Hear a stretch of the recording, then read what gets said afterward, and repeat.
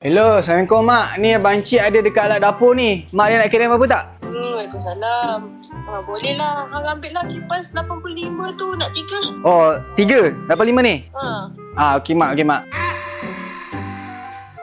KDK 159 tu. Mak naik separuh. Ha? Separuh? Separuh. Oh, separuh. Okey Mak, okey, separuh. Separuh Bruh. Lepas tu ambil lah kabinet CA1 tu 85 satu. Kabinet siswa ni Mak?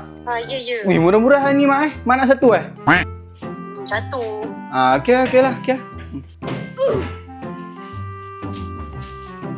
Uish. Mak, ni Mak ada singkir double bone Mak 88 murah je Mak. Boleh lah kau ambil lah. Besi singkir tu 88.2 untuk mamak yang abang siap tu. Oh, 2 rumah ada satu je tapi nak beli sampai 2. Kabinet yang CA1 85 tu tak jadilah. Banyak sangat pula. Ha? Tak jadi Mak? Aduh Mak.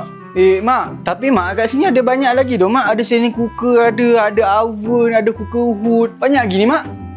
Banyak boleh lah. Mak nak oven 2, standing cooker tu 1. Mak, tapi bukan Mak dah beli kali tu Mak. Dia tak ya juga. Mak lupa lah. Macam tu tak payahlah ambil semua tu. Ambil kipas 85 tu je satu untuk beli kat dapur tu. Ha? Serius lah Mak? Aduh Mak.